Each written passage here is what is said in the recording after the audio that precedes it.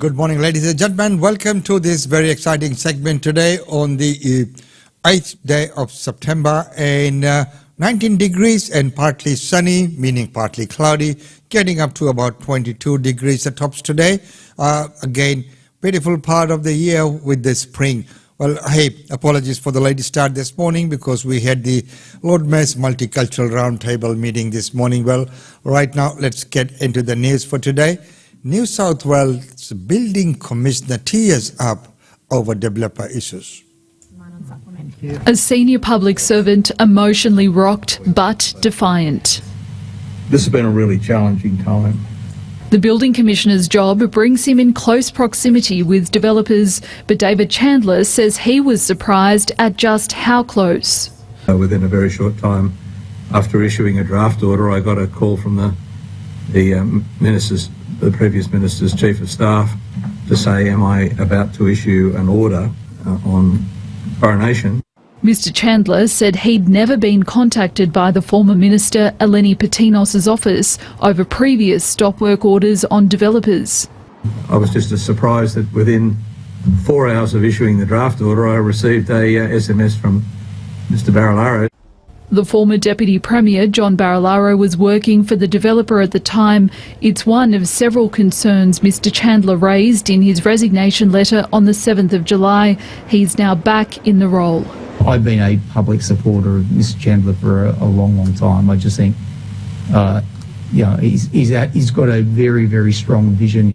A vision so strong, his resignation letter was referred to the Independent Commission Against Corruption a day after Ms Patinos was sacked. In it, Mr Chandler addressed bribery allegations made against him by another property group, Toplace. They had received they called it a shakedown, to say that in the event that if they paid $5 million into this trust account, they could make the Building Commissioner go away. David Chandler insists he's not going anywhere. We've got another big year ahead. I can tell you they're firing up now, and we're into it. And big expectations from homeowners wanting protection. Rani Hayman, ABC News, Sydney. Once again, good reporting there, Rani. Well, right now, moving on, the next report is about the GP shortage. It's not getting better. Oh, Dr. Anita for 4 o'clock. Patients struggling to get appointments, staff burning out. An average morning at the Blair Athol Medical Clinic. It's very much a madhouse in many respects, but we're actually offering really critical care for patients. The clinic has 14,000 patients. No pain at all. This area is a low socio-economic area, and a lot of domestic violence and child abuse, and also the drug and alcohol abuse. But keeping staff has become its biggest challenge. Dr Kamal Walala Godegay says locally trained doctors don't want to work at bulk billing practices like this one, and employing overseas trained GPs is fraught with complexities. Foreign doctors are subject to a 10-year moratorium, only allowing them to work after hours at metro clinics. This clinic has been asking the Commonwealth for exemptions to those restrictions, but their requests have been denied. If Blair Athol Medical Clinic closed, that's 14,000 patients. Where are they going to go? Who's going to deal with them? So yes, they need to review it. We really need help in general practice. We really need the government to support us, and any help they can give, that's great. The federal government says it's investing almost $1 billion into Medicare and working on improving access to GPs. But the staff here say without an exemption, it's only a matter of time before they're forced to cut back on services, meaning even fewer appointments. Olivia Mason, ABC News, Adelaide. There you go. As we mentioned, that situation is not getting any better. And of course, there has been a wide shortage in the health industry across the board with the introduction of the pandemic, and has never, even the ambulance, they're under a lot of pressure as well.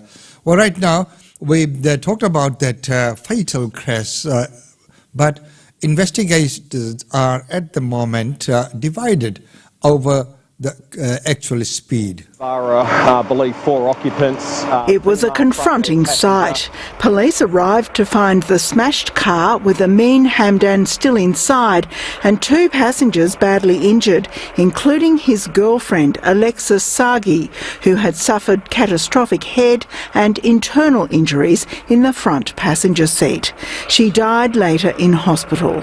The car had been driving in the pouring rain and had swerved off the road, running into a tree.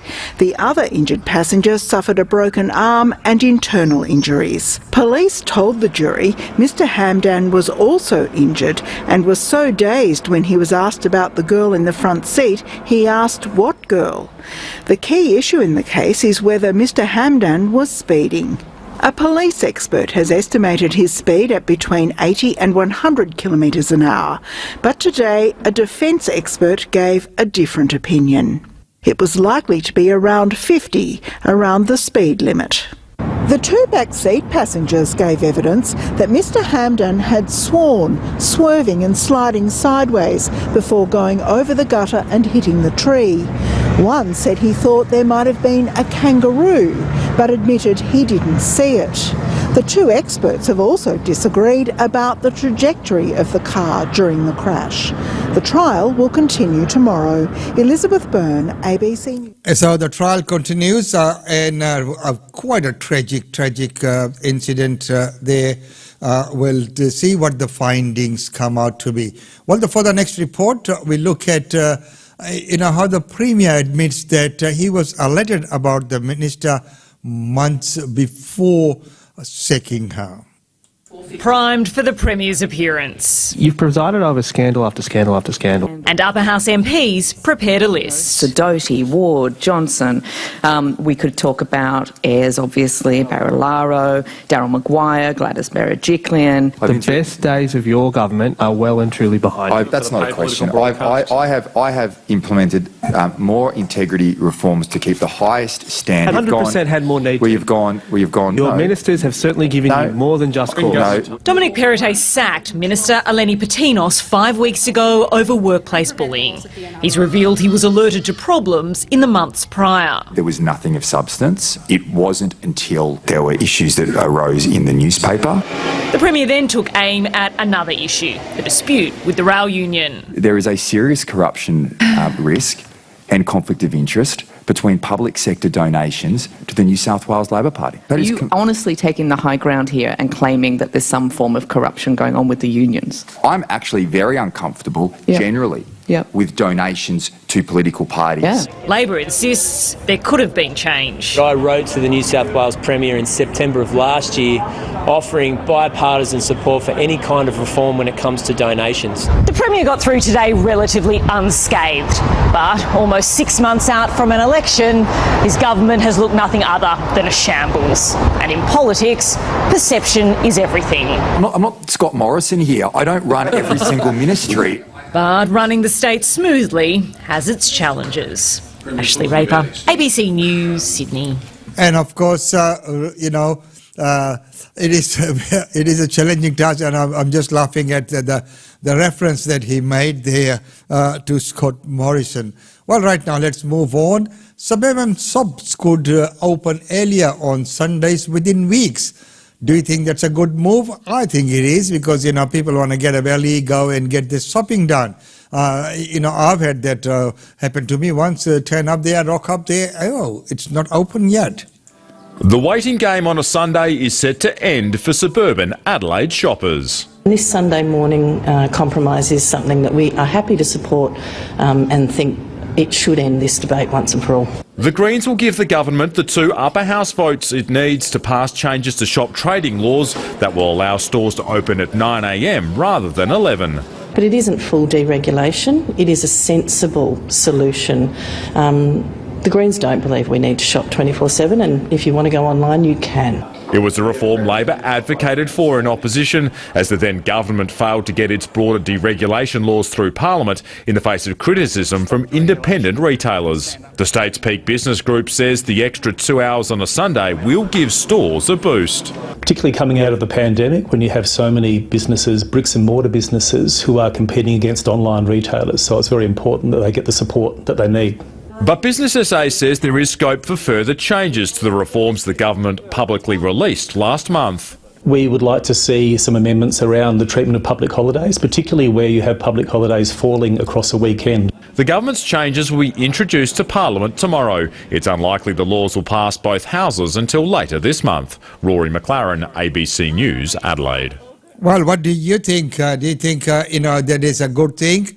Well, I definitely think so because, people, well, you're planning a family picnic and something like that, as they say, a sandwich sort of a picnic. And if you want to pick up something, you go run to the store and it's not open. So, that would be a good move, I reckon, that extra 2 hours and starting earlier so that people can go and get their shopping done. So I believe that is a very, very good move. Well, right now, moving on, let's take a look at the Kanwari village cousin gives evidence into the inquest. And then, of course, we will be going into our daily India report.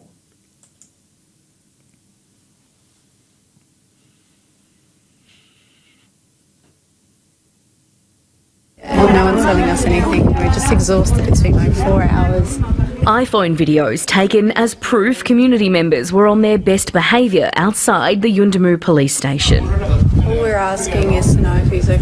Kumanjai Walker's cousin, Samara Fernandez-Brown, was the first formal witness to give evidence to the coroner in the marathon inquest underway in Alice Springs. She told the court no one knew what was happening inside the police station after Kumanjai Walker was shot 3 times by Constable Zachary Rolfe. So the police have just gone 2 different cars and an ambulance. They didn't tell us anything, they're just going straight to the airstrip.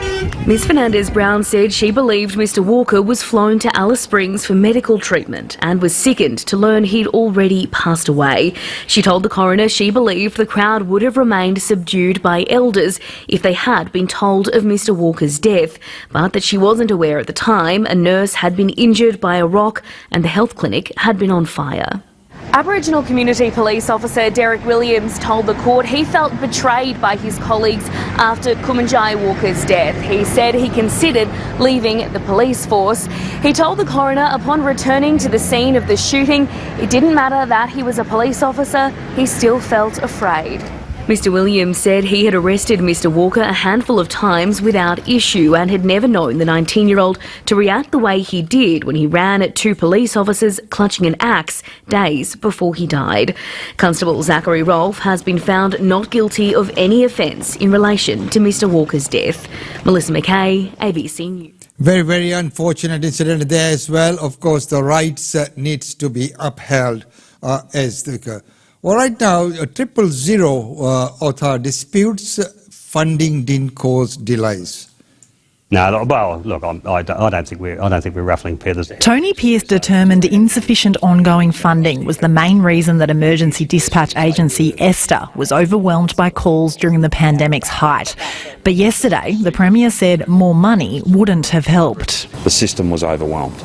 That is a fact. Had you put more funding in? It would still have been overwhelmed. Do you agree with that? I guess that comes out. That's a matter of interpretation, I guess. The Inspector-General says while ESTA predicted the huge upswing in calls, it didn't have the money to employ more call takers. There's every likelihood they would have still been overwhelmed, but the degree to which they would have been overwhelmed would have been very different to what it was in this instance. He says some blame lies with ESTA itself for not requesting emergency funding. But one former ESTA board member says his lobbying for more funding in the past did not end well. Roger Leeming says he made more than 10 requests to the government for better ongoing funding before 2015.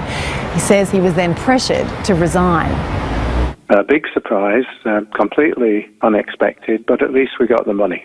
But that was just for a single year, and it was very clear for a long time that we needed a proper funding mechanism. If they had acted in 2015 or 2016, when these reports came through, rather than forcing the resignation of the man standing up for Victorians, we would have had better outcomes during the COVID crisis. A government spokesperson says several board members resigned after a decision to review the committee's structure, and the government's provided substantial funding to Esther to help with demand. Jessica Longbottom, ABC News, Melbourne. And we hope that, the funding's there to keep that section going. Esther, as we know, the 000, very, very important service. And mind you, general public should not be abusing that system or the service as well, because it is for genuine emergencies only. Otherwise, you could be clogging up the line for someone who is, in desperate need for that. So be mindful of that. So, ladies and gentlemen, right now it's time to go to our daily India report. Welcome to the Daily India Report that brings you reports, interviews, features and more on India and the Indian diaspora. As an outcome of the state visit of Bangladesh Prime Minister Sheikh Hasina, India and Bangladesh have signed 7 agreements related to railways, water sharing, space technology and the judiciary.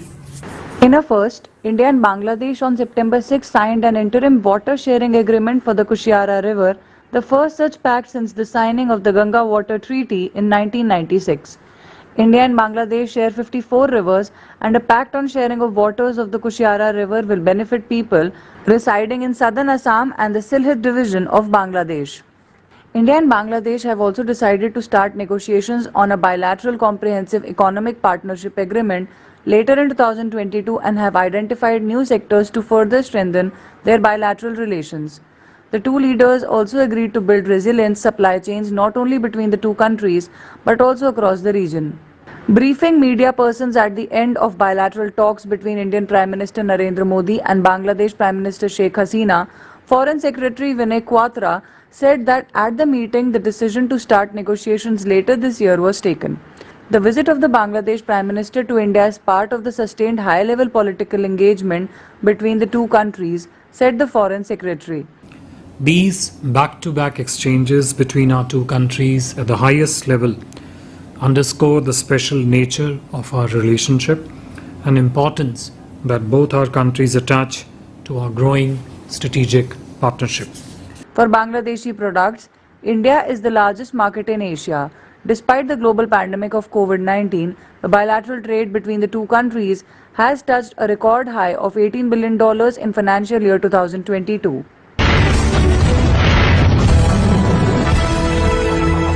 India gets first intranasal COVID vaccine. The Drug Controller General of India has given approval to Bharat Biotech's vaccine. India's first intranasal COVID vaccine manufactured by Bharat Biotech was granted DGCI approval on September 6th for 18+ age group for restricted use in emergency situations. Indian Health Minister Mansukh Mandavia termed it a big boost to India's fight against COVID-19. He tweeted, quote, India has harnessed its science, R&D and human resources in the fight against COVID-19 under PM at Narendra Modi ji's leadership. With a science-driven approach and Sabka Prayas, we will defeat COVID-19. End quote.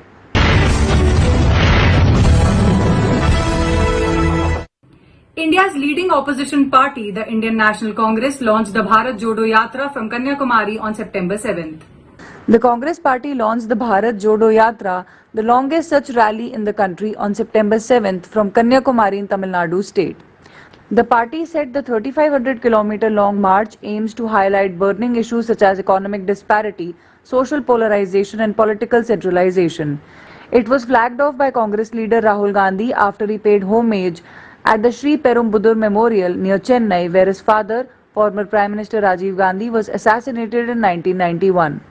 Tamil Nadu State Chief Minister M.K. Stalin, Rajasthan Chief Minister Ashok Gehlot and Chhattisgarh Chief Minister Bhupesh Baghel were among those present at the launch function at the Mahatma Gandhi Mandapam in Kanyakumari.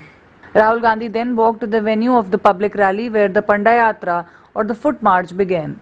Though the Yatra was formally launched at the rally, it will actually begin at 7 a.m. on September 8th when Rahul Gandhi and several other Congress leaders will embark on the cross-country journey on foot. Besides the main Yatra, there will be separate small Bharat Jodo Yatras to be held simultaneously in states such as Assam, Tripura, Bihar, Odisha, Sikkim, West Bengal and Nagaland. The march will culminate in Srinagar after moving through Kerala, Karnataka, Andhra Pradesh, Telangana, Maharashtra, Madhya Pradesh, Rajasthan, Uttar Pradesh, Delhi, Haryana and Punjab states, covering a distance of around 3,500 kilometers in about 150 days.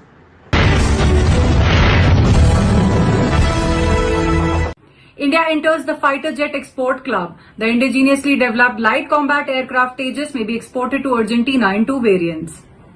India's combat aircraft manufacturer Hindustan Aeronautics, during its recent visit to Argentina, has offered indigenous light combat aircraft Tejas Mark IA and 2-seater trainers. Argentina will be looking to import from India 2 variants of the LCA Tejas. First would be its 2-seater operational conversion trainer aircraft akin to what might be with the Indian Air Force. The second would be the export variant, the LCA Tejas Mark 1A. Argentina has been scouting globally for fighter jets to replace its aging Air Force fleet for a while. Among the possible winners have been the Chinese JF-17, the Indian light combat aircraft Tejas, the Southern Korean FA-50 and Lockheed Martin's F-16s.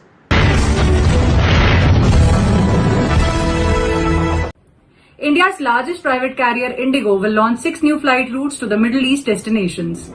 India's largest carrier Indigo on September 5th announced a new daily direct flight from Hyderabad to Riyadh along with additional frequencies on Hyderabad-Doha and Mangalore-Dubai routes to enhance its connectivity between India and the Middle East. The airline is scheduled to commence the Hyderabad to Doha and Riyadh flights on October 30th, while those from Mangalore to Dubai will commence on October 31st. Among the daily flights are Hyderabad-Doha return and Mangalore-Dubai return. The new connection to Riyadh will enhance business connectivity and easy access to tourist attractions like Al Mazmak Fortress, National Museum, Heat Caves, Imam Turki bin Abdullah, Grand Mosque and Kingdom Center Tower, among others.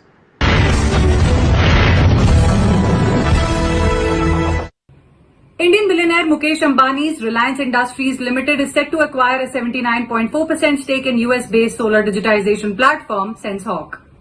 RIL has signed definitive agreements to acquire a 79.4% stake in SenseHawk Incorporation for a total transaction value of $32 million, including funding for future growth, commercial rollout of products and R&D.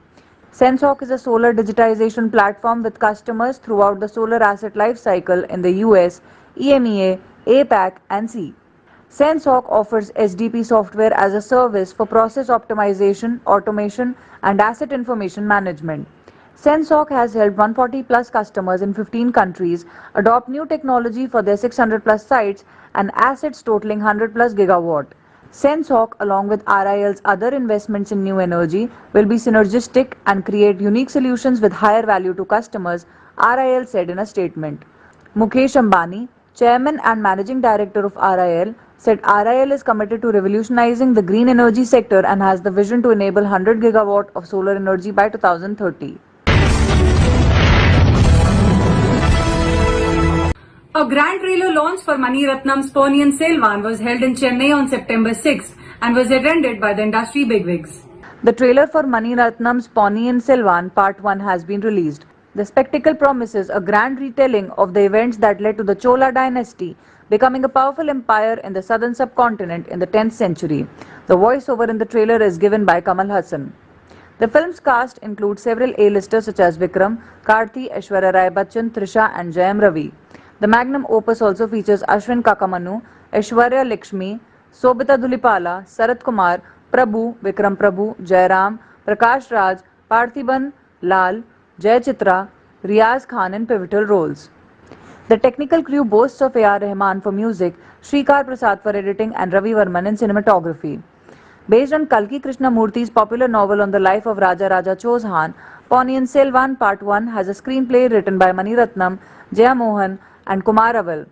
PS1 will be the first of a 2-part film series.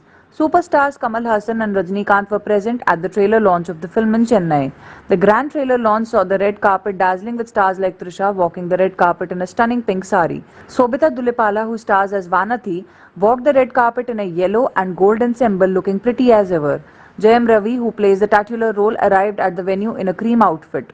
Aishwarya Rai Bachchan made an elegant appearance. The actress, who will be playing 2 roles in Mani Ratnam's movie, embraced a traditional look wearing an elegant black kurta, boasting dainty embroidery details all over the expanse. She upped the ethnic charm of her traditional look with a regal assemblage of jewels featuring striking emerald hints. She wore a layered statement necklace, a chunky bracelet, matching earrings, and statement rings.